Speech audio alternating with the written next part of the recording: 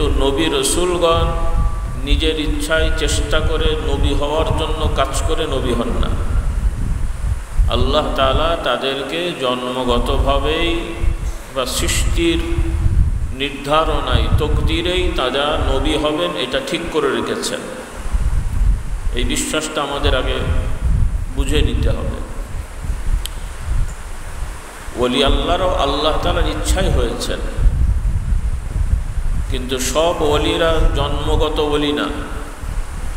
অনেক আল্লাহর প্রিয় বান্দা ওলি যারা একটা বয়স তারা অন্যায় অপরাধে কাটিয়েছে, পরবর্তীতে দিন পেয়ে বুঝে হেদায়েত পেয়ে তওবা করে আল্লাহর পথে অগ্রসর হয়েছেন। আল্লাহ তাআলা তাদেরকে তার প্রিয় বান্দাদের দলভুক্ত করে নিয়েছেন, বলি আলহামদুলিল্লাহ।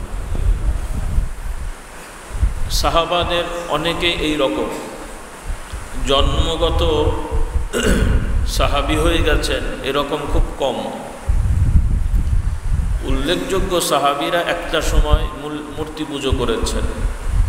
জাহিলি সমাজে যে অন্যায়গুলো স্বাভাবিক ছিল এগুলোতে অনেকেই অভ্যাস ছিল, কিন্তু রাসূলুল্লাহ সাল্লাল্লাহু আলাইহি সাল্লামের দাওয়াত পেয়ে তারা তওবা করে নবীর হাতে হাত দিয়ে বায়াত হয়ে নবীকে অনুসরণ করে সাল্লাল্লাহু আলাইহি সাল্লাম তারা আল্লাহর প্রিয় বান্দা হয়ে গেছেন। আল্লাহ তাআলা তাদের ব্যাপারে জানিয়েছেন যে আল্লাহ তাআলা তাদের প্রতি সন্তুষ্ট আছেন, তারাও আল্লাহ তাআলার নিয়ামতে খুশি আছেন। সুবহানাল্লাহ। নবীদের পরের স্তরই হলো নবীর সঙ্গীগণ, ঈমানদার যারা, যাদেরকে আসহাবুন নবী আমরা বলি আমাদের পরিভাষায়। অন্যান্য নবীদের ক্ষেত্রে হাওয়ারিও বলা হয়েছে, আনসার বলা হয়েছে, সহ সাহায্যকারী, অনুসারী ইত্যাদি। তো সাহাবারাই সর্বপ্রথম আল্লাহর ওলি। ওলিগণের সর্বোচ্চ পর্যায়ে হলেন সাহাবায়ে কেরাম। সাহাবাদের পরে অন্যান্য ওলিদের স্তর। আমরা বিশ্বাস করি রাসূলুল্লাহ সাল্লাল্লাহু আলাইহি সাল্লাম থেকে চার খলিফা আবু বকর, ওমর, ওসমান, আলী রাদিয়াল্লাহু তাআলা আনহুম আজমাইন, এনারা যে শিক্ষা পরবর্তীতে আমাদেরকে দিয়েছেন সেই শিক্ষায় আমরা বিশ্বাস করি যে সাহাবায়ে কেরামরাই সবথেকে বড় ওলি, এবং সাহাবাদের পরে যারা আসবেন তারা কেউ সাহাবাদের স্তরে পৌঁছাতে পারবেন না। এটা তাদের একটা বিশেষ মর্যাদা। আর অন্যান্য ওলিরা আল্লাহ তাআলা যাকে মঞ্জুর করবেন তিনি হবেন, কিন্তু আল্লাহর বান্দাদের আমাদের চেষ্টা করার দায়িত্ব আছে। আর নবী রসুলগণ জন্মগতভাবেই পাপ মুক্ত থাকেন, গুনাহমুক্ত থাকেন, বুঝ হওয়া থেকেই তারা ইবাদত বন্দিগি করে যান আল্লাহ তাআলার শেখানো বিধান মোতাবেক। এটা হলো আমাদের মূল বিষয়। তো আল্লাহ তাআলার ওলিদের মধ্যে আল্লাহ তাআলা যাকে চান তাকে অন্যান্য মানুষদের জন্য হেদায়েতের একটা রাস্তা করে দেন। সবাই সব জিনিস করতে পারে না, বা সবাইকে দিয়ে সব জিনিস হয় না। তো আল্লাহ তাআলা যাকে কবুল করেছেন তাকেই হয়তো সমাজের মানুষেরা ভালোবাসে, মহব্বত করে। এক পর্যায়ে তাদেরকে বিভিন্ন নামে তারা পরিচয় দেয়। আরবিতে শায়েখ বলে, যেমন মাদ্রাসায় তো অনেকেই পড়ে, সব আলেমকে কিন্তু সবাই একভাবে দেখে না। কিছু কিছু আলেমকে কিছু মানুষ বেশি ভালোবাসে, কিছু আলেম আছে যাদেরকে হয়তো মানুষ পছন্দ করে না, তাদের কথা শুনতে চায় না, এরকম আছে। তো যারা কোরআন হাদিস নিয়ে গবেষণা করে আল্লাহওয়ালাদের সংস্পর্শে থেকে নিজেরা আল্লাহর ওয়ালা হওয়ার চেষ্টা করেন, আল্লাহ তাআলা তাদের মধ্য থেকে কাউকে কাউকে কবুল করে নেন, তারা সমাজে দাওয়াতি কাজ করেন। এক পর্যায়ে মানুষ তাদেরকে আরবি ভাষাভাষীরা শায়েখ বলে, উর্দু ভাষাভাষীরা পীর সাহেব বলে, বাংলা ভাষায়ও পীর সাহেব বলে। এই ভাষাগুলো চলে আসছে। তো পীর মাশায়েখ যারা, তারা কোনো ব্যবসা করতে আসেন না, তারা কোনো দলবাজি করতে আসেন না, তারা নিজেরাও পীর হওয়ার চেষ্টা করেননি, তারা আল্লাহর বান্দা হওয়ার চেষ্টা করেছেন, আমল করেছেন। আল্লাহ তাআলা তাদেরকে এই কাজে কবুল করে নিয়েছেন এবং সেক্ষেত্রে তারা নিজেদের থেকে হন না, বেশিরভাগ ক্ষেত্রেই তারা যে সকল ভালো মানুষদের কাছে গেছেন, উঠেছেন, বসেছেন, তারা নিজেদের থেকেই পূর্ববর্তী যারা পীর মাশায়েখরা ছিলেন তারা তাদেরকে দায়িত্ব দেন, এজাজত দেন, হুকুম দেন যে বাবা তুমি এই কাজটা করো। অনেকেই করতে চান না, তাদের পীরেরা তাদেরকে জোরালোভাবে বলেন তোমাকে বাবা এটা করতে হবে, আল্লাহ নিয়ামত দিয়েছেন, তোমাকে কাজ করতে হবে। তারা তখন এই কাজ করেন। তারা কিন্তু পীর মাশায়েখের কাছে গেছেন আল্লাহর বান্দা হওয়ার জন্য, পীর হওয়ার জন্য না। এই যে আমাদের যে একটা ধারা আছে, মূল আমাদের ধারার পীর মাশায়েখ ছিলেন আমার পরদাদা যান ফুরফুরার পীর মুজাদ্দিদে জামান হযরত আবু বকর সিদ্দিকী রহমতুল্লাহ আলাইহি। তিনি তার পীরের কাছে বায়াত হয়েছেন, মুরিদ হয়েছেন ছাত্র জীবনেই। এরপরে পড়াশোনা করেছেন, ওনার পীরের কাছে গেছেন, সোহবত নিয়েছেন, সবক নিয়েছেন, আমল করেছেন। মুজাদ্দিদে জামানের পীর হলেন সুফি ফাতে আলী ওয়াইসি রহমতুল্লাহ আলাইহি। এভাবে ধারাবাহিকতা আছে।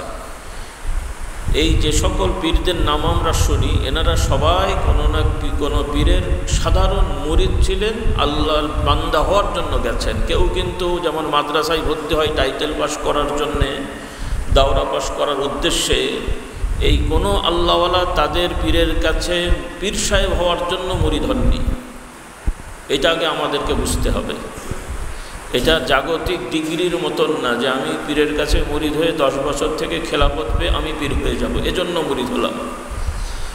এই জন্যে গেলে ভাই আসলে এটা আল্লাহর জন্য হয় না, এটা দুনিয়াবি একটা পদ হয়ে যায়। আর এতে সামাজিক কিছু গোছাতে পারলেও আল্লাহর কাছে এটার কোনো, আমরা বিশ্বাস করি, মূল্য থাকে না, কারণ এটা দুনিয়াবি জিনিস হয়ে যায়। যেমন ইবাদত, নামাজ, রোজা, হজ, যাকাত কেউ যদি টাকার জন্য বা দুনিয়ার জন্য করে কবুল হয়, তাহলে সোহবতটা একটা ইবাদত, সোহবতটা একটা ইবাদত। তো কথাটা একটু আমাকে বাড়তি বলতে হলো, বিষয়গুলো আমাদের ভালো করে জানার জন্যে। তো ফুরফুরার পীর মুজাদ্দিদে জামান রহমতুল্লাহ আলাইহি তিনি তার পীরের খেলাফত পেয়ে, এজাজত পেয়ে দাওয়াতি কাজ করেছেন। তার সন্তানদেরকে তিনি গড়েছেন। আমার 5 দাদাজান ছিলেন, সবাইকে তিনি খেলাফত দিয়েছেন, তারাও দ্বীনের খেদমত করেছেন, কেউ চেয়ে নেননি। এবং আমার দাদাজান বড় হুজুর রহমতুল্লাহ আলাইহি, তাকে মুজাদ্দিদে জামান রহমতুল্লাহ আলাইহির স্থলাভিষিক্ত বলা হয়।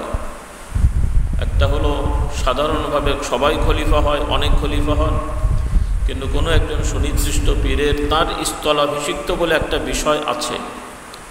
সেগুলো অনেক ব্যাখ্যার বিষয়, আমি অত বলতে চাই না। কাউকে এখানে খাটো করে দেখা হয় না, কিন্তু ওনার জায়গাটাই কে কাজ করবে সেটা উনি অনেক সময় ঠিক করা হয়, অনেক সময় হয় না। তো মুজাদ্দিদে জামান রহমতুল্লাহ আলাইহি আমার দাদা হুজুরকে তার দায়িত্ব দিয়ে গেছেন, আমার আব্বাজানকে আমার দাদা হুজুর রহমতুল্লাহ আলাইহি দায়িত্ব দিয়ে গেছেন, আমি গুনাহগারকেও আমার আব্বাজান দায়িত্ব দিয়ে গেছেন। আমরা কেউ চেয়ে নিইনি, আমরা কেউ আগ্রহই ছিলাম না। আল্লাহ তাআলার পক্ষ থেকে আমানত চলে এসেছে, দায়িত্ব পালন করতে হচ্ছে। কারণ আমানত চলে আসলে এটাকে বর্জন করা যায় না, তখন এটা আরেক ধরনের খেয়ানত হয়। এটা একটা আল্লাহ তাআলার পক্ষ থেকে দায়িত্ব, আমরা এটা বিশ্বাস করি। এই জন্য এটাকে নিয়ে অবহেলা করা, এটাকে খাটো করে দেখলে আল্লাহ তাআলা দরবারে দায়ী হতে হবে। তাহলে মূল হলো যে আমরা কেউ ইচ্ছা করে আয়োজন করে ব্যবসা করতে আসিনি। কোনো পীর সাহেব জায়গা জমি কিনে আগে থেকেই পরিকল্পনা করেননি যে আমি একটা দরবার করব, আমার মুরিদ হবে, এই হবে, কেউ এটা করেননি। এটা এমনি এমনি হয়ে যায়। আল্লাহ যাকে কবুল করেন এমনি এমনি এটা হয়ে যায়। এবং যেই দরবার আল্লাহ কবুল করেন 1, 2, 3, 4 প্রজন্ম চলে, কোনো কোনো দরবার 1 প্রজন্মতেও বিলীন হয়ে যায়, পরবর্তীতে আর ওই দরবার থাকে না, অন্য জায়গায় আল্লাহ খেদমত করেন। একটু আমি ভূমিকা টেনে আনলাম। এখন আমরা যারা আছি, আপনারা যারা এসেছেন বা আসবেন, কেন আসবেন এখানে? আমরা তো দলীয় কোনো রাজনীতি করি না, এখানে কোনো গতানুগতিক ব্যবসা সেন্টার না যে এখানে এই দুনিয়াবি কোনো ব্যবসা হবে। তাহলে কেন আসবেন? আপনাদের আসা উচিত যে আমরা এখান থেকে দিন শিখে আল্লাহর বান্দা হব। কার বান্দা হব? আল্লাহর বান্দা হব। তো আল্লাহর বান্দা যিনি হবেন তার মধ্যে আল্লাহর বিধান থাকতে হবে, আল্লাহর নবীর আদর্শ থাকতে হবে। এখন আল্লাহর বান্দা আমি হতে চাইব, কিন্তু আল্লাহর নবীর আদর্শ আমার মধ্যে থাকবে না, হওয়া যাবে? হওয়া যাবে? এখন আপনারা যেহেতু আল্লাহর বান্দা হওয়ার জন্য এসেছেন, আমরা আপনাদেরকে কিছু দায়িত্ব দিলাম যে ভাই আপনার এই যোগ্যতা আছে, আপনি চেষ্টা করে আপনার এলাকার আরও কিছু মানুষকে আল্লাহর বান্দা বানানোর চেষ্টা করেন। কাজটা কি খারাপ না ভালো? তাতে আপনার লাভটা কি? আপনি একা একা শিখে গেলেন, আপনি আমল করলেন, আপনি সব পাবেন। আপনি যা শিখেছেন আপনি যদি 5 জন মানুষকে বলে শেখাতে পারেন অথবা দাওয়াত দিয়ে নিয়ে আসতে পারেন, তাহলে আপনার দাওয়াতে যে 5 জন লোক এসে শিখলো অথবা আপনার থেকে শিখলো, তারা যে আমলগুলো করলো, আল্লাহ তাআলা তাদের আমলের সওয়াবের একটা অংশ আপনাকেও দান করবেন। আপনার লোকসান হলো নাকি? হ্যাঁ, আচ্ছা। প্রচলিত নিয়মে এক একটা মার্কেটে, বাজারে 1-2টা দোকান দিয়ে শুরু হয়, তারপরে আস্তে আস্তে দোকান বাড়ে না? তো সাধারণত দোকানদারেরা সাধারণত একই মার্কেটে যদি একাধিক দোকান হয়, মুদিখানা হয়, গোপনে গোপনে কেউ কি লোকদের কানে কানে বলে ভাই অমুক দোকানে চাল নেবেন না খারাপ, অমুক দোকানে ডাল নেবেন না পচা, এমনকি বলে, সাধারণত বলে। তারা কিন্তু যে যার মতন দোকান দেয়, ব্যবসা করে। অনেক সময় নিজের কাছে না থাকলেও আরেক দোকান থেকে মাল নিয়ে এসে ও আবার 2 টাকা লাভ করে ব্যবসা করে, অথবা সমান একই দামে ছেড়ে দেয়। কেন ছাড়ে? যেন কাস্টমারটা ধরে রাখে যে আমার কাছে জিনিস পাওয়া যায়, এগুলোও করে তারা। তাহলে তাদের দুনিয়াবি ব্যবসা, টাকা পয়সার লেনদেন, যুক্তিতে এক এলাকায় একটা দোকানে আমার যদি 5,000 টাকা লাভ হয়, তাহলে আরেকটা দোকান হলে হিসেবে অর্ধেক হয়ে যাওয়ার কথা, কিন্তু বাস্তবে কিন্তু তা হয় না। এরও বাড়ে ওরও বাড়ে, সাধারণত এটাই হয়। দোকান বাড়ে, সেলও বাড়ে, চাহিদা অনুযায়ী, এটা অটোমেটিক। কারণ রিজিক আল্লাহ তাআলা দেন, বন্টন ওখান থেকে হয়। দুনিয়ার যুক্তিতে কিন্তু কমা উচিত, কিন্তু আসলে কমে না। তো আফসোস লাগে যে যারা দুনিয়ার ব্যবসা করে তারা দোকান নিয়ে ঝগড়া করে না, কিন্তু আমরা যারা সওয়াবের কথা বলি আমরা ঝগড়া করি। কেমন হলো কথাটা? আমি পীর সাহেব এক জায়গায় ওয়াজ করব, সেই এলাকায় যদি আরেক পীর সাহেব আসতে চায়, আপনারা যদি বলেন যে না আমার হুজুর এখানে আসে, ওই হুজুরের আসার দরকার নেই, আচ্ছা ওই হুজুর এসে ওয়াজ করলে আপনাদের কি সব কমে যাবে? অথবা আরেক হুজুর ওখানে আসেন, আমরা যদি যেতে চাই, তাদের মুরিদরা বা ভক্তরা বা ওই দলের সদস্যরা বলবে যে এই হুজুরকে এখানে আসতে দেওয়া হবে না, আমরা তো আছি। আচ্ছা আমরা যে আল্লাহর কথা বললে ওনাদের কি সব কমে যাবে, নাকি ওনাদের জান্নাত কমে যাবে? তাহলে এইটা কেন? তাহলে বোঝা গেল যে এখানে শয়তানের কিছু ভূমিকা আছে।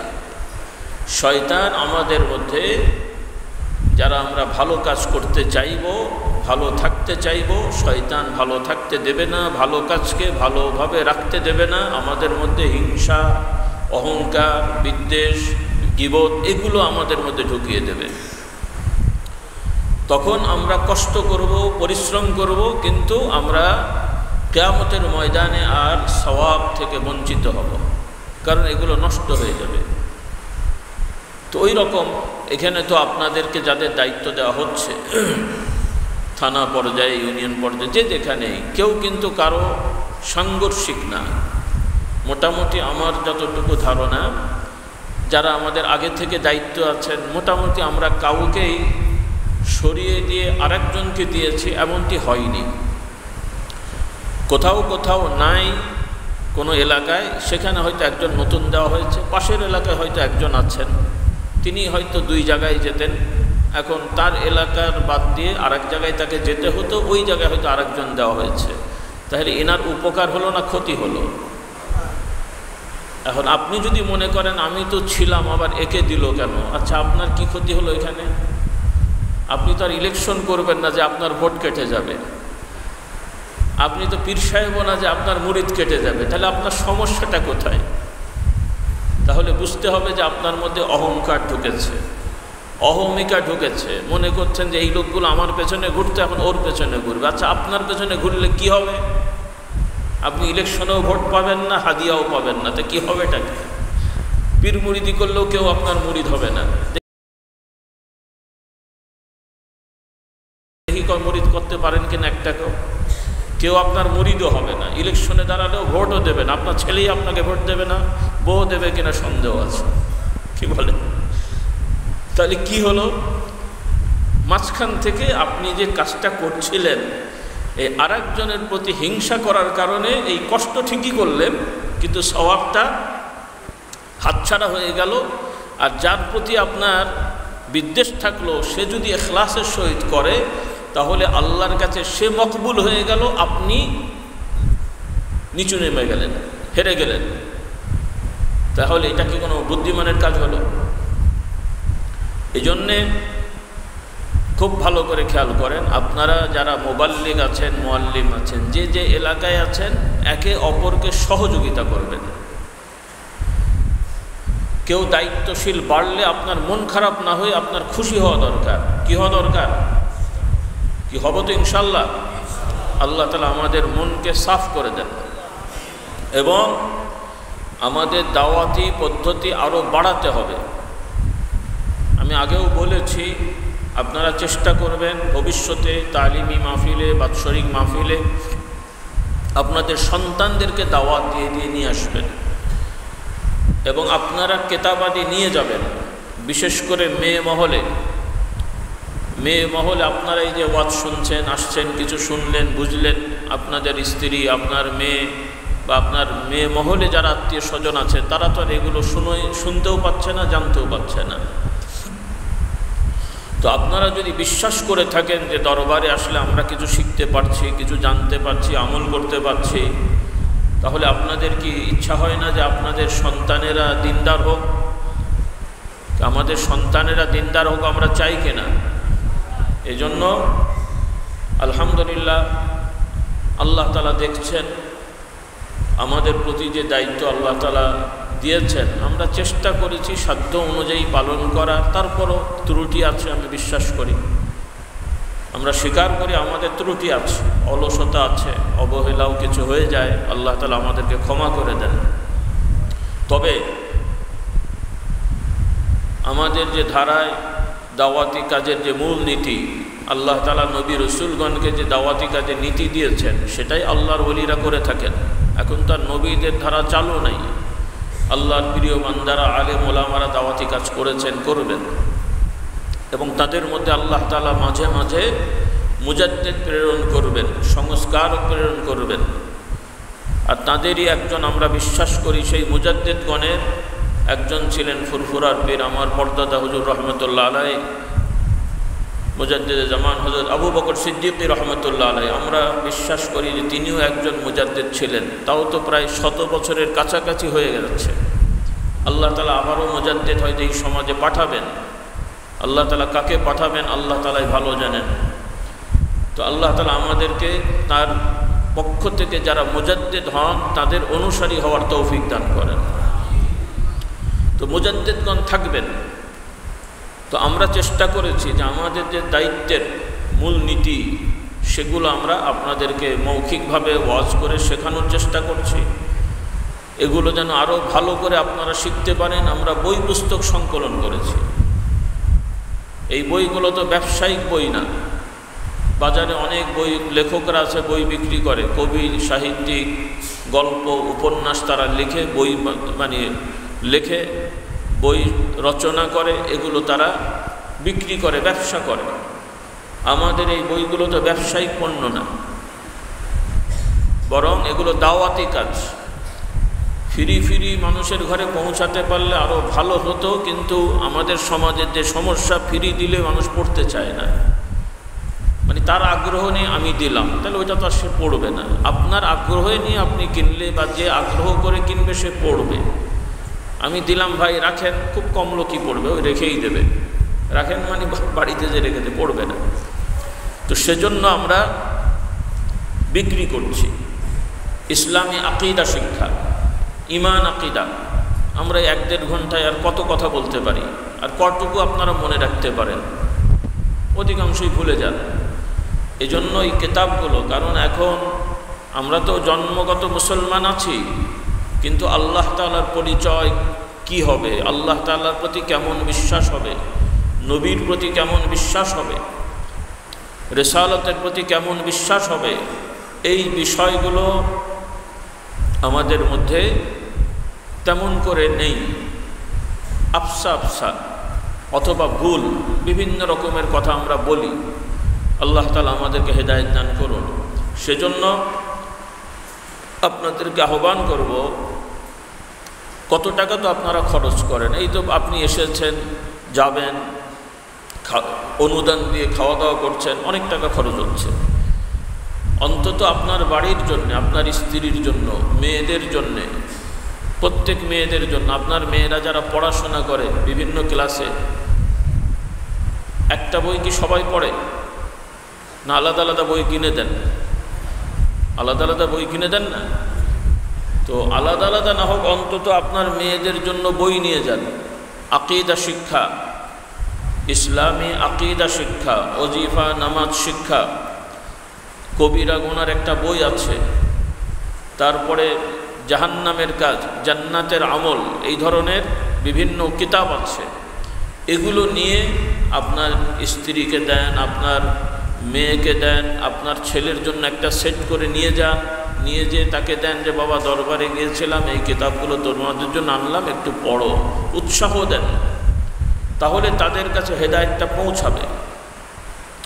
কারণ আমাদের কাছে আফসোস লাগে, আমাদের খুব কাছের মানুষ যারা দীর্ঘদিন আমাদেরকে ভালোবাসে, যাদের বাড়িতে আমরা যাই, দাওয়াত খাই, অবস্থান করি, খুব অবাক লাগে যে তাদের ছেলে মেয়েরাও আমাদের সম্পর্ক, দিন সম্পর্কেও জানে না, আমাদের সম্পর্কেও ভালো ধারণা নেই।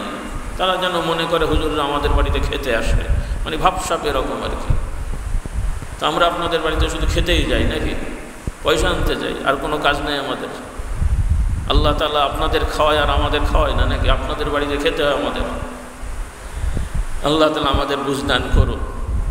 হ্যাঁ, অন্যরা কে কী করে ভাই সেটা আমরা জানি না, অন্তত আমরা এই নীতির না, আমরা এই নীতিতে বিশ্বাস করি না। আমরা আল্লাহর জন্য আপনাদের কাছে যাই, কিছু দিনের বিষয় জানানোর জন্য, শেখানোর জন্য যাই।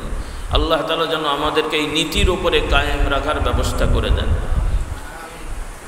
এখন আপনারা যদি মনে করেন যে আমাদের জেন ভূত ধরে সেই জন্য তদবির আনতে যাই, পেটে ব্যথা, ঠ্যাঙে ব্যথা, এই জন্য দোয়া নিতে যাই, এগুলো নাজায়েজ না। তবে এগুলো তো মূল উদ্দেশ্য না।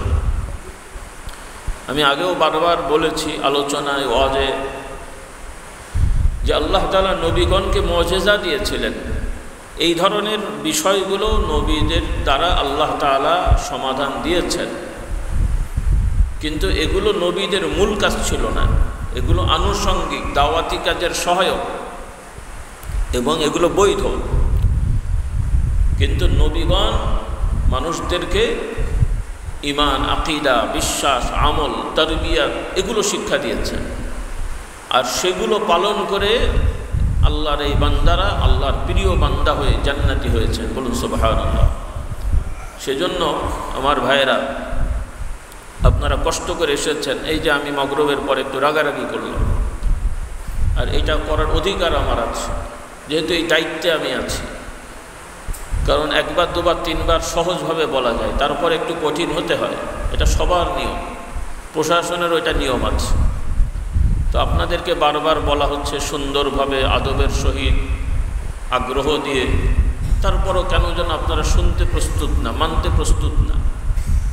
তো এই প্রস্তুতি না থাকলে তো আপনি কষ্ট করে এলেন, টাকা তো আপনার খরচ হয়েছে, আমরা তো টাকা দিয়ে নিয়ে আসিনি, সময় তো আপনার বের হয়েছে, তাহলে কি হলো শেষ পর্যন্ত? এই বিষয়গুলো আদব, শিষ্টাচার, এটা খুব বড় জিনিস। আর বিশেষ করে এই ধারায় সব জায়গায় আদব লাগে। প্রশাসনিক যত আছে, যত গুরুত্বপূর্ণ পদ যাবে তত বেশি সেখানে শিষ্টাচার মানা হয়। এই যে রাষ্ট্রের সশস্ত্র বিভাগ, সেনাবাহিনী, নৌবাহিনী, বিমান বাহিনী, গোয়েন্দা বাহিনী, তাদের শিষ্টাচার অনেক কঠিন, অনেক মান্যতা তাদের আছে। এক রাং থেকে আর এক রাং উপরে উঠলে অনেক কঠিনভাবে তাদেরকে মানতে হয়, না মানলে খুব কঠিন শাস্তি পেতে হয়, পানিশমেন্ট পেতে হয়। ওরাও তো মানুষ, ওদের ডিগ্রি আছে। কিন্তু দুনিয়াবি রেওয়াজে তারা যদি এত মানতে পারে, তাহলে আপনি আমি আল্লাহর জন্য আল্লাহর বান্দাদেরকে, আমাদের ওস্তাদদেরকে, আমাদের শেখদেরকে আমাদের আদব করা দরকার আছে না নাই? কিন্তু অনেকের এগুলো আজকাল হারিয়ে যাচ্ছে। আল্লাহ তাআলা আমাদেরকে এগুলো বুঝদান করুন, আমাদেরকে আদবদার হওয়ার তৌফিক দান করুন। সেজন্য আমরা পরস্পরকে দাওয়াতি কাজে সহযোগিতা করব, কেউ কারো কাজে সমালোচনা করব না। আর বিশেষ করে আমাদের কাছে কারো বিরুদ্ধে কোনো মিথ্যা কথা দয়া করে বলবেন না। বাস্তব কিছু সমস্যা হলে সমাধানের জন্য আসবেন, কিন্তু একজনের বিপক্ষে আরেকজন কথা লাগানোর জন্য আমাদের কাছে যদি আসেন, এটা খুব খারাপ জিনিস। আমরাও মানুষ, আমরা ফেরেশতা না। আমাদের মুরব্বীরা আমাদের থেকে বড় ছিলেন, তাদের যোগ্যতা দক্ষতা আরও বেশি ছিল, আমাদের হয়তো অত নাই, কিন্তু আমরা মানুষ, দায়িত্ব পালন করছি। আপনি অহেতুক মিথ্যা বলে বা বাড়িয়ে কমিয়ে একটা কথা আরেকজনের বিপক্ষে আমাদের কাছে বললেন,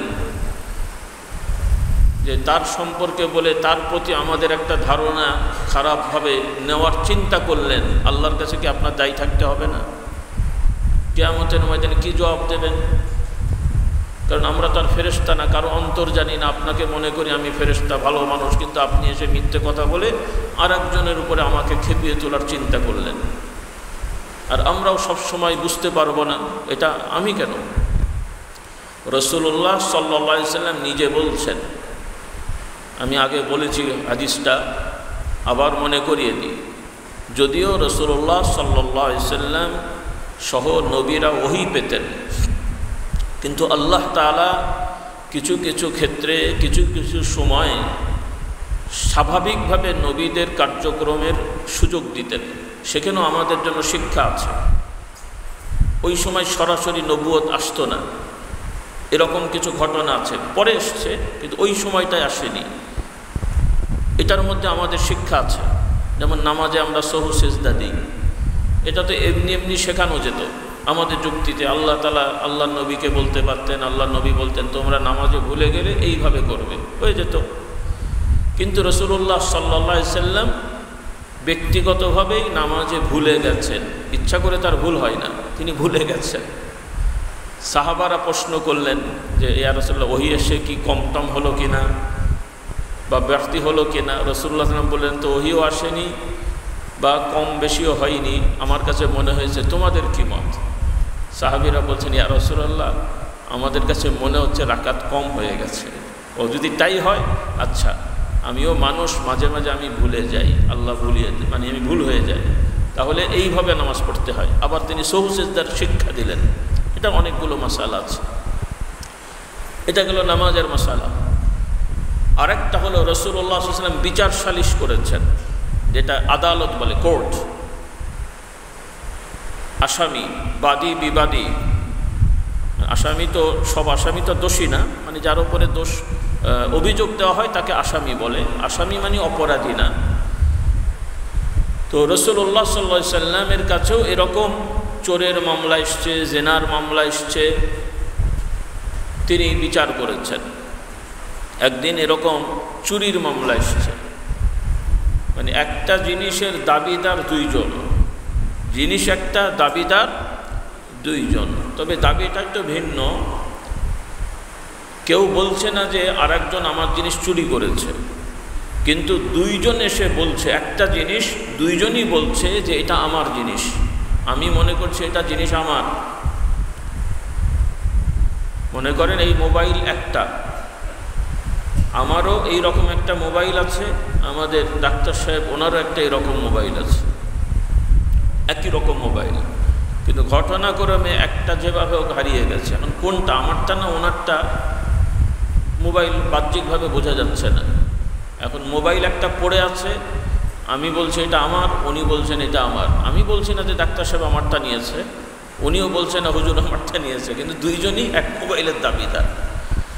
এখন মোবাইলটা যাই হোক, আমার যদি হয় তাহলে আমি আমার পাসপোর্ট দিয়ে খুলবো, ওনার যদি হয় উনি ওনার পাসপোর্ট দিয়ে খুলবে, নাহলে তার ওইটা চলবে না, ইত্যাদি ইত্যাদি। তো রাসূলুল্লাহ সাল্লাল্লাহু আলাইহি সাল্লাম বললেন দুইজনকেই একটা জিনিস দাবিদার, দুইজনের কথা শুনলেন। আচ্ছা তোমার কেন মনে হচ্ছে আমার এই যুক্তিতে আমি মনে করছি এটা আমার, উনি বলছেন এটা আমার। রাসূলুল্লাহ সাল্লাল্লাহু আলাইহি ওয়াসাল্লাম দুইজনের কথা শুনে, জিনিস তো একটা, যে কেউ একজনেরই তো হবে, দুইটা হলে তার ঝামেলা হতো না। তো রাসূলুল্লাহ সাল্লাল্লাহু আলাইহি ওয়াসাল্লাম তাদের দুইজনের কথা শুনে যা বুঝেছেন সেইভাবে রায় দিয়ে বললেন যে আমার মনে হচ্ছে তোমার না, জিনিসটা এর, ওনাকে দিয়ে দাও। বিচার হলে তো মানতেই হবে, আর এনারা তো সাহাবী, রাসূলুল্লাহ যা বলেছেন তাই মেনে নিয়েছেন। যে পায়নি সেও মেনে নিয়েছেন, বিচার রাসূলুল্লাহ, আর যে পেয়েছে সেও খুশি আমি পেয়ে গেছি, দুইজন উঠে যাচ্ছেন, দুইজনই খুশি, মেনে নিয়েছেন। একজন না পেয়ে মেনে নিলেন, আর একজন পেয়ে মেনে নিলেন। রাসূলুল্লাহ সাল্লাল্লাহু আলাইহি ওয়াসাল্লাম তাদেরকে আবার ডাকলেন, এই শোনো, এইদিকে শোনো। আবার আসছে তারা, এই যে আমি এখন বিচার করে দিলাম, এটা কিন্তু আমি ওহীর মারফতে করিনি, জিবরাইল আলাইহিস সালাম আমাকে ওহী করেননি যে এটা ওনার, অথবা আল্লাহ ওহী করেননি এটা ওনার। আমি তোমাদের দুইজনের কথা শুনে তোমাদের যুক্তি যার কাটা মানে বেশি গ্রহণযোগ্য মনে হয়েছে আমার কাছে, ওইটার আলোকে আমি বিচার করেছি। কিন্তু আমি এই বিচার করে দিলাম মানে কিন্তু বিচার ফাইনাল হয়নি, এই বিচার আবার আল্লাহর কাছে যাবে। কোথায় যাবে? কোথায়? কথা শুনছেন না কথা বোঝেননি? এখন পয়েন্টে আসেন। এই বিচার আবার কিয়ামতের দিন যাবে। এখন তোমরা যদি কেউ মুখ চটা সুন্দর করে বলে টলে যদি আরেকজনের জিনিস কেউ আত্মসাৎ করে ফেলো জেনে শুনে, তাহলে বিচারে তুমি জিতে গেলেও দুনিয়াতে, কিন্তু আল্লাহর কাছে কিন্তু জিততে পারবে না। এই মামলা আবার আল্লাহর কাছে যাবে। আমি রায় দিলেও আমি তো আর অন্তর জানি না, গায়েব জানি না, ওহীতেও আসেনি, আমি যুক্তিতে বিচার করলাম, আমার কোনো দোষ নেই, কিন্তু আল্লাহ তো সব জানেন। আল্লাহর কাছে কিয়ামতে এই মামলাটা যাবে। তুমি যদি জেনে শুনে যুক্তি দিয়ে আরেকজনের জিনিস নিয়ে থাকো, তাহলে কিয়ামতে এই মামলায় তুমি আল্লাহর কাছে আসামি হবে। এখন তোমরা এভাবেই চিন্তা করে আমার কাছে আসবে। সুবহানাল্লাহ। এখন কি হলো, যে বেচারার পক্ষে রায় গেছিল উনি জিনিসটা দিয়ে বলছেন ইয়া রাসূলুল্লাহ এই জিনিস আমার দরকার নাই। সুবহানাল্লাহ বললেন না? আচ্ছা, যে পায়নি, একজন তো পেয়েছিল, উনি কি করলো? ফেরত দিয়ে দিল। আর যে পায়নি, তাহলে আমি হলে নিয়ে নিতাম, সেও বলছে আমারও দরকার নাই। সুবহানাল্লাহ। এখন জিনিস পড়ে আছে, দুইজন বলছে আমার দরকার নেই, কারণ দুইজনেরই ভয় ঢুকেছে যদি এটা আমার না হয় তাহলে আবার কিয়ামতে আবার বিচারে তো আমার দরকারই নেই বাবা। সুবহানাল্লাহ। এই হলো সাহাবায়ে কেরাম রাদিয়াল্লাহু তাআলা আনহুম আজমাইন। আপনারা এরকম হতে পেরেছেন? আমরা কি এরকম হতে পেরেছি? এই যে স্বপ্ন দেখছি খোলাফায়ে রাশেদিনের রাজ কায়েম করবেন, আমাদের মতন এই সমস্ত ভণ্ড বক্তা 6 মাস আগে একরকম কথা বলে, 3 মাস পরে আর এক রকম কথা বলে, ইনারা নাকি আবার সাহাবাদের মতন রাজ কায়েম করবে। হবে? হ্যাঁ? আবার এরাই আবার সাহাবাদের কোনো সিদ্ধান্তকে তারা আবার সমালোচনা করে, ইনাদের এই সিদ্ধান্ত সঠিক হয়নি, উনি খুব বুঝে গেছেন, সাহাবারা বোঝে নেই। আর এদের পেছনে আপনারা যে সন্তানেরা সব দৌড়াচ্ছে, দৌড়ান, দেখি কেমন ইসলাম হয় আপনাদের। আল্লাহ আমাদের হেদায়েত দান করুন। রসগোল্লার সন্দেশ মুখে খাবেন আর দিন কায়েম হয়ে যাবে? আখলাক চরিত্র দুরুস্ত করেন। এই সাধারণ দাওয়াতি কাজে লোভ লালসা যদি আমরা ছাড়তে না পারি, তাহলে কি দিনের দাওয়াত দেবো বলেন আপনারা? এজন্য এটা আল্লাহ নবীর হাদিস, সহিহ হাদিস বললাম। তো আমরা তো কোথাকার কে? আমরা তো আর গায়েবের কিছুই জানি না। বিচক্ষণতাও আমাদের অনেক নাই। কেন আমার সামনে একজন দাড়িওয়ালা বুড়ো মানুষ পাগড়িওয়ালা তসবিহ হাতে যদি আল্লাহর কসম কেটে বলে ভাই এই কথা অবিশ্বাস করা যায়, কিন্তু সে কসম কেটে একদম ডাহা মিথ্যে কথা বললো বরিশালের ভাষায়, কি বুঝতে কথার কথা বলছি কেমন করে। এই জন্যে খুব সাবধান ভাই। আমরা এখানে দুনিয়াবি কোনো, হ্যাঁ দুনিয়ার উপকার আছে, আল্লাহর রাস্তায় থাকলে অবশ্যই দুনিয়ার উপকার আছে, কিন্তু দুনিয়ার স্বার্থে দুনিয়ার জন্য আমরা এখানে আসব না, আমরা আখিরাতের জন্য আসবো। এইভাবে আমরা নিজেদেরকে গড়ে নিই। আমরা চাইলে অনেক লৌকিকতা করতে পারতাম, কিন্তু আমরা আলহামদুলিল্লাহ আমাদের মুরব্বীদের কিছু দিক নির্দেশনা আছে, সেভাবে আমরা চলার চেষ্টা করি। আমি কালকেও বলেছি, আবার আজকে আপনারা তো সব নিয়মিত আসেন। আব্বাজানের কথা অনেকের মনে আছে, তিনি বলতেন যে বাবা আমি যা খাবো খাঁটি খাবো, ভেজাল খাবো না। বলি আলহামদুলিল্লাহ। তো আমরা আপনারা ধোকায় পড়েন এই ধরনের কাজে, আমরা ইনশাল্লাহ কেন তো যাব না। আল্লাহ তাআলা আমাদেরকে হেদায়েত দান করুন। আমরা যেটা জানবো হবে না, বা যেটা জানবো এটা এভাবে হয় না, তো সে কাজে আপনাদেরকে দৌড় খাটিয়ে হই হই করে আপনারা খুশি, পরবর্তীতে দুদিন পরে আমাকেই গাল দেবেন আপনি যে হুজুর খামাখালি আমাদের খাটালো, যার কোনো রেজাল্ট নেই। এই যেটা পৃথিবীব্যাপী চলছে, বাংলাদেশে চলছে, আপনাদের এই সন্তানদেরকে নিয়ে কিছু রাজনৈতিক দলেরা এই যে এদেরকে অপব্যবহার করছে। কতগুলো ছেলে বিভিন্ন সময় এই রাজনৈতিক আন্দোলনে মারা গেল, আহত হলো, বিকলাঙ্গ হলো, ভবিষ্যৎ বরবাদ হলো। এগুলোর খেসারত কে আমাদের দিতে হবে না? এই নেতাদের দিতে হবে না? হবে না? যে এই যুবকদেরকে বা এই মানুষদেরকে অকারণে রাস্তাঘাটে নামিয়ে এদের জীবনটাকে বা এদের ভবিষ্যৎ ধ্বংস করা হলো, এদের ক্ষতিগ্রস্ত করা হলো আর্থিকভাবে, সামাজিকভাবে, কতভাবে। আল্লাহ তাআলার কাছে দায়ী থাকতে হবে। এই জন্য অনেক সময় আপনারা অনেক আলেম ওলামাদের ব্যাপারে মন খারাপ করেন। এত বড় বড় আলেম, এনারা কিছু বলছে না, কিছু করছে না। ওনারা আলেম দেখেই করছে না, যে কারণ ওনাদের বিচক্ষণতা আছে, ওনারা আল্লাহর কাছে দায়ী থাকতে চান না। ওনাদের এই বিশ্বাস আছে যে আমি যা বলবো, যা করব, কিয়ামতে আল্লাহর দরবারে আমাকে দায়ী থাকতে হবে। কারণ এই মানুষগুলোকে আমি যদি অপব্যবহার করি, এরা কিয়ামতের ময়দানে আল্লাহর কাছে আমার বিরুদ্ধে মামলা করবে, আল্লাহ আমার ছেলেটাকে এই লোকের কারণে মরতে হয়েছে, আল্লাহ এই কারণে আমার ব্যবসা নষ্ট হয়েছে, এই কারণে আমার পরিবার ধ্বংস হয়েছে। তখন কি জবাব দেবেন? এত ছেলে খেলা, যা ইচ্ছাটা বলে দিলাম, যা ইচ্ছাটা করে ফেললাম, আপনারাও খুশি, হই হই এই হয়ে যাবে, সেই হয়ে যাবে। কি হলো এতদিন? এই জন্যে কথাই বলে, কি যেন একটা বলে, চকচক করলে কি যেন বলে, চকচক করলেই শোনা হয় না, এই হই হই করলেই সব হয়ে যায় না। এই জন্য আসুন, আবারও সময় বেড়ে গেছে, যা বলেছি এগুলো দরকারে, এই কথাগুলো বলার আমারও ইচ্ছা ছিল। তারপরও আপনাদের পক্ষ থেকে কেউ কেউ ভুক্তভোগী, তারা কষ্ট পেয়েছেন, মৌখিকভাবে বলেছেন। বিশেষ করে এই কয়েক মাসে আমাদের ভাইরা কষ্ট করে বিভিন্ন খালি জায়গার, মানে যেই জায়গায় হয়তো দায়িত্বপ্রাপ্ত আগে ছিলেন, অসুস্থ হয়েছেন, সেখানে হয়তো তার সহযোগিতা একজনকে দেওয়া হয়েছে, তিনি মন খারাপ করছেন, অথবা ওই জায়গায় কেউ নাই, একজনকে দেওয়া হলো, পাশের এলাকার মানুষ হয়তো ওখানে যাওয়া আসা করতেন, তিনি মন খারাপ করছেন। এগুলো তো আমরা আশা করি না, বরং আপনার সহযোগিতায় যদি একজনকে দেওয়া হয় আপনার খুশি হওয়া উচিত। আপনার পাশের এলাকায় যদি আরেকজন দায়িত্বশীল হয়, আপনার খুশি হয়ে তাকে সহযোগিতা করা উচিত। কারণ আমাদের উদ্দেশ্যটা কি, যে আপনার আমার এলাকায় কিছু মানুষ খালেস, কিছু দিন শিখুক, ইমানদার হোক, পরেজগার হোক। আমি তো আগেই বলেছি, এখানে কোনো দল সংগঠনের ব্যাপার না। আমরা তো বাধ্য করি না যে আমাদের মুরিদ হয়। আমি নিজেও বাধ্যতামূলক সব মাহফিলে মুরিদ করি না, যে আগ্রহ করে আসে তখন করা হয়, বা আমভাবে যাদের আগ্রহ তাদেরকে বলা হয়। কোথাও কোথাও তো আমভাবে পাগড়ি ফেলে দেওয়া হয়। অনেক সময় আশপাশের লোক ধরে, নিজে চিন্তা করতে সবাই ধরলো, না ধরেও পারি না, সেও ধরে ফেলে, বেতালে ফেলে দেওয়া হয়। এগুলো আমরা করি না। অনেকে এটা করেন, এটার কিছু ভালো দিক আছে, খারাপ দিক আছে। ভালো দিক, ওনারা মনে করেন এই লোকটা আটকে গেল, কিন্তু আটকে গেল তার মধ্যে মুনাফিকি আসবে। অন্তর থেকে যদি কেউ না আসেন, তাহলে এই লৌকিকতায় মুনাফিকি করে লাভ আছে। আল্লাহ তাআলা আমাদেরকে হেদায়েত দান করুন। সেজন্য আমি আবারও বলছি, এই যে আপনাদের তালিম, আমরা তো জিকির করে ছেড়ে দিতে পারতাম, আমাদের আলোচকেরা ওয়াজ করে ছেড়ে দিতে পারত, তারপরে এই যে আমরা হালাকা করে করে আপনাদেরকে তালিমগুলো কেন দিচ্ছি? কেন দিচ্ছি?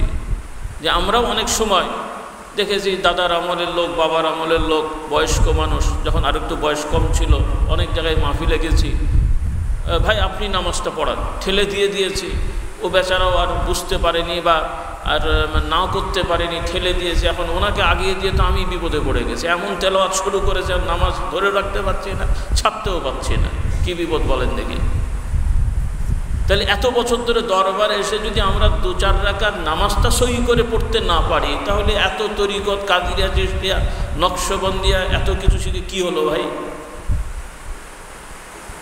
আল্লাহ তাআলা আমাদের হেদায়েত দান করুন। এটা কি খুব কঠিন কাজ? আপনাকে তো এত কারি সাহেব হতে বলা হয় নাই যে সুর সার দিয়ে সুন্দর করে পড়তে হবে, আর একটু সহি করে পড়বেন। আর এই সহি পড়া খুব কঠিন কিছু না, মোটামুটি উচ্চারণ হলে হয়, কিন্তু তেলাওয়াতটা তো তেলাওয়াতের মতন হতে হবে, সূরাটা তো হতে হবে। মানে এমন পড়ছেন, কি আরবি পড়ছেন না বাংলা পড়ছেন না ইংরেজি পড়ছেন, কিছুই বোঝা যাচ্ছে না, তো কেমন তেলাওয়াত হচ্ছে?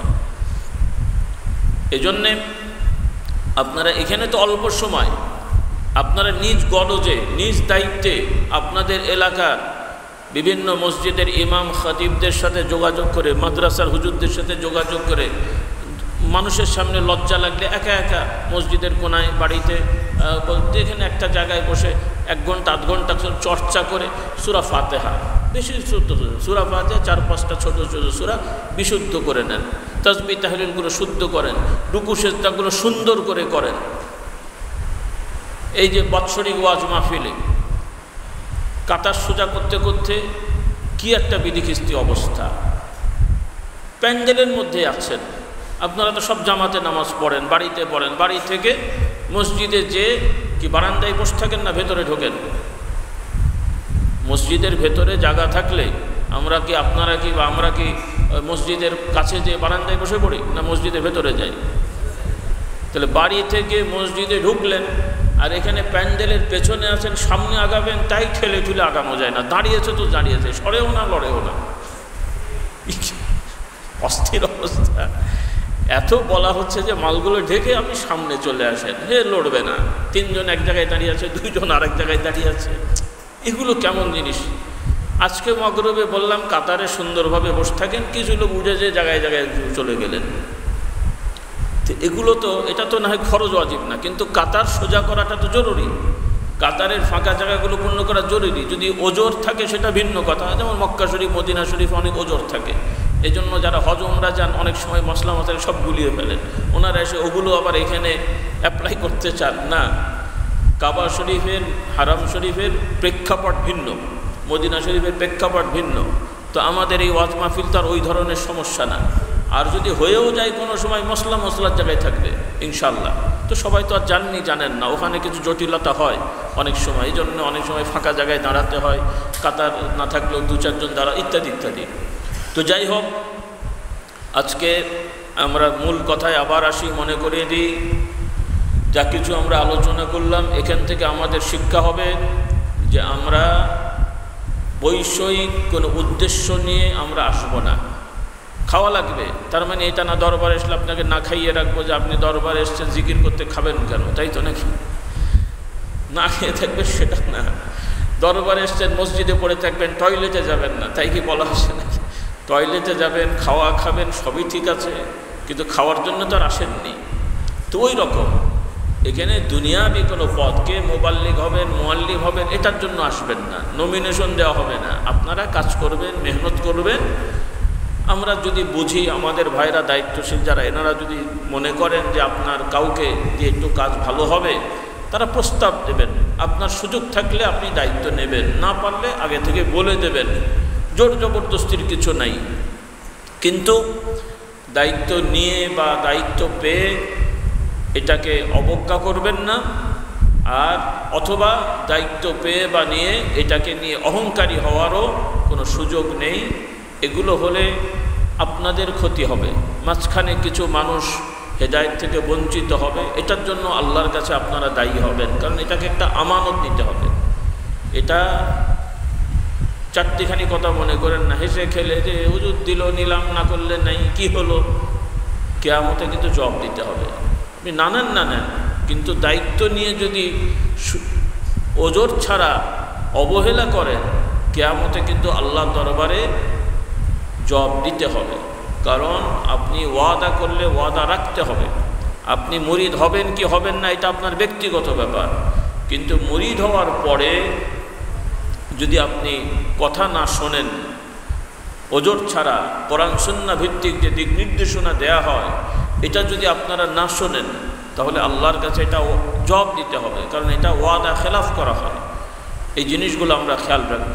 তো যাই হোক, যা কিছু আমি বলেছি বিক্ষিপ্ত আকারে, আল্লাহ তাআলা আমাদের এর থেকে শিক্ষা নেওয়ার তৌফিক দেন, আমাদেরকে বুঝ দান করেন, ইখলাস দান করেন, হেদায়েত দান করেন। আসুন আমরা সংক্ষেপে দোয়ায় শরীক হই। সকলে বলি আস্তাগফিরুল্লাহ রাব্বি মিন কুল্লি যামবি ওয়া আতুবু ইলাইহি লা হাওলা ওয়ালা কুওয়াতা ইল্লা বিল্লাহিল আলিয়্যিল আযীম। সকলে বলুন, আয় আল্লাহ তাআলা, আমি সকল গুনাহ হতে, শিরকি বেদাতি, জানা অজানা, ছোট বড়, ইচ্ছাকৃত অনিচ্ছাকৃত সকল গুনাহ হতে তওবা করছি, তওবা করছি, তওবা করছি। সকলে দরুদ শরীফ পড়ি। আল্লাহুম্মা সাল্লি আলা সাইয়্যিদিনা ওয়া মাওলানা মুহাম্মদ আন-নবিয়্যিল উম্মি ওয়া আলিহি ওয়া আসহাবিহি ওয়া বারিক ওয়া সাল্লিম। আল্লাহুম্মা আনতাস সালাম ওয়া মিনকাস সালাম তাবারাকতা ইয়া যাল জালালি ওয়াল ইকরাম ইয়া মুকাল্লিবাল কুলুব ثبت قلبي على دينك يا مقلب القلوب ثبت قلوبنا على دينك اللهم آت نفوسنا تقواها وزكها أنت خير من زكاها ربنا ظلمنا أنفسنا وإن لم تغفر لنا وترحمنا لنكونن من الخاسرين اللهم إنك عفو كريم تحب العفو فاعف عنا حسبنا الله ونعم الوكيل نعم المولى ونعم النصير رب العالمين আমরা যা কিছু পড়েছি বাদ মাগরিব থেকে পর্যন্ত সৈয়দুল ইস্তিগফার, সূরাতুল ফাতিহা, সূরাতুল ইখলাস, দুরূদ শরীফ, কলেমা শরীফ, তাসবিহ, তাহলিল, যা কিছু আমরা পড়েছি দয়া করে রসিলায় আমাদের সকলের গুনাহ খাতাগুলোকে মাফ করে দেন। আল্লাহ হাজিরিন যারা এসেছেন প্রত্যেকের বাবা মা আত্মীয় স্বজন ঊর্ধ্বতন পূর্বপুরুষ যারা কবরবাসী হয়ে গেছেন তাদের সকলের কবরে আযাবকে মাফ করে দেন। আল্লাহ আমরা যা কিছু নেক আমল করেছি যতটুকু সওয়াব দয়া করে আল্লাহ আমাদের জন্য বরাদ্দ করেছেন, এই সওয়াবের অংশ আমাদের যত শায়েখ মাশায়েখ পীর ও মুর্শিদগণ, সকল তরিকাতের ইমামগণ, মুহাদ্দিসিন, মুফাসসিরিন, ফুকাহা, মুহাদ্দিস সহ আমাদের যত শায়েখ মাশায়েখ কবরবাসী হয়ে আছেন, বিশেষ করে আমাদের ধারাবাহিকতায় বংশ ধারাবাহিকতায় আমাদের প্রত্যেকের আল্লাহ আব্বাজান, দাদাজান, দাদিজান, নানাজান, নানিজান বংশ ধারাবাহিকতায় আল্লাহ আদম আলাইহিস সালাম পর্যন্ত যত ইমানদার নরনারী কবরগ্রস্ত আছেন তাদের সকলের আমালে সব পৌঁছে দেন। আল্লাহ তরিকাতে ধারাবাহিকতায় যত মাশায়েখে আযম যে যেখানে কবরস্থ আছেন তাদের সকলের আমালে সবগুলো পৌঁছে দেন। বিল খুসুস আল্লাহ এই বাক্সি দারুস শরীয়ত খানকা মসজিদের পাশে আমার আব্বাজান, আমার চাচাজান হুজুরদের ওস্তাদ, আমাদেরও ছোটোবেলার ওস্তাদ, তিনি সহ আরও যারা কবরে রয়েছেন, দারুস সালামে আব্বা হুজুর রহমতুল্লাহ আলাইহি শাহিত আছেন, আরও অন্যান্য যারা আমাদের আত্মীয় স্বজন শাহিত আছেন, ফুরফুরার জমিনে আল্লাহ যারা শাহিত রয়েছেন, আমার চাচাজান হুজুরগণ, চাচিজানগণ, আল্লাহ আমাদের পরিবারের যত সদস্য, আমাদের ঊর্ধ্বতন পূর্বপুরুষ দাদা হুজুরগণ সহ মুজাদ্দিদ জামান রহমতুল্লাহ আলাইহি তাঁর পরিবার পরিজন, এইভাবে মুজাফাতে ফুরফুরা যে যেখানে খলাফায়ে আযম কবরস্থ আছেন তাদের সকলের আমালে সবগুলো পৌঁছে দেন। আল্লাহ আমাদের জন্য জাহান্নামের আগুনকে আপনি হারাম করে দেন। আল্লাহ আমাদের জন্য জাহান্নামের আগুনকে হারাম করে দেন। আল্লাহ আমাদের জন্য জাহান্নামের আগুনকে হারাম করে দেন। আল্লাহ আমাদের জন্য জান্নাতকে ওয়াজিব করে দেন। আল্লাহ আপনার নবী সাল্লাল্লাহু আলাইহি সাল্লামের সুপারিশ শাফাআত আমাদের জন্য নির্ধারণ করে দেন। তার হাউজে কাউসার আমাদের জন্য বরাদ্দ করে দেন। আর রব্বুল আলামিন যেদিন আপনার নিজ আশ্রয় ছাড়া আশ্রয় থাকবে না, আর রব্বুল আলামিন যেদিন আপনার ছায়া ছাড়া ছায়া থাকবে না, দয়া করে আমাদের সবাইকে আপনার ছায়াপ্রাপ্ত বান্দাদের অন্তর্ভুক্ত করে নেন। আল্লাহ আমাদের সকলকে সিরাতুল মুস্তাকিমের উপরে কায়েম থাকেন। আল্লাহ খাস করে আপনার বান্দারা কষ্ট করে বয়স্ক অবস্থায় বার্ধক্য জনিত অনেক রোগ ব্যাধি নিয়েও আল্লাহ আমরা আহ্বান করেছি, আল্লাহ আপনার মহব্বতে, আপনার ভালোবাসায়, আপনার নবীর ভালোবাসায় তারা কষ্ট করে আল্লাহ এসেছেন, তাদের সকলের আমলকে কবুল করে নেন। আল্লাহ আমাদের সকলের অন্তরকে পাক সাফ করে দেন, আমাদের অন্তরকে হিংসা মুক্ত করে দেন। রিয়া, হাসাদ, হিংসা, গরুরি, তাকাব্বুরি, অহংকার, গীবত, গিল্লা, মিথ্যাচার, এগুলো থেকে আল্লাহ আমাদের সবাইকে পাক সাফ করে দেন। আল্লাহ আমাদের সকলকে পাক সাফ করে দেন। আল্লাহ খাস করে যারা রোগাক্রান্ত আছেন রোগ ব্যাধি ভালো করে দেন, পেরেশানিগুলো আসান করে দেন। আল্লাহ বিশেষ করে পৃথিবীব্যাপী যে জুলুম বিচার চলছে, আল্লাহ দয়া করে সকল মজলুমদের প্রতি আপনি গায়েবী সাহায্যের ব্যবস্থা করে দেন। বিশেষ করে ফিলিস্তিনকে আল্লাহ আপনি হেফাজত করেন। আল্লাহ ইহুদি সহ তাদের সহযোগী যত রয়েছে জালেম, এদেরকে আল্লাহ আপনি এদেরকে আল্লাহ আপনি ধ্বংস করার ব্যবস্থা করে দেন। আল্লাহ খাস করে বাংলাদেশ ও ঢাকাতে যে দুর্ঘটনায় যে স্কুল কলেজে অনেকগুলো ছেলে মেয়ে এবং অভিভাবক এবং সাধারণ মানুষ মারা গেছেন, আল্লাহ ইমানদার নরনারী যারা কবরবাসী হয়ে তাদের সবাইকে মাফ করে দেন। যারা অসুস্থ আছে শফা আজলা কামেনা নসিব করেন। আল্লাহ যাদের পরিবারের সদস্যরা মারা গেছেন সবর ইখতিয়ার করা তৌফিক দান করেন।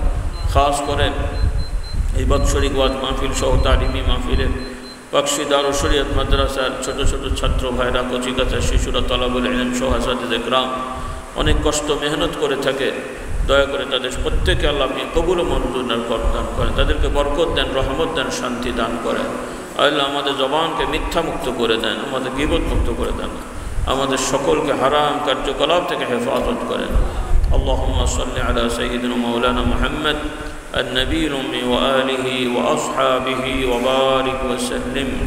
سبحانك اللهم وبحمدك أشهد أن لا إله إلا أنت أستغفرك وأتوب إليك. سبحان ربك رب العزة عما يصفون وسلام على المرسلين والحمد لله رب العالمين.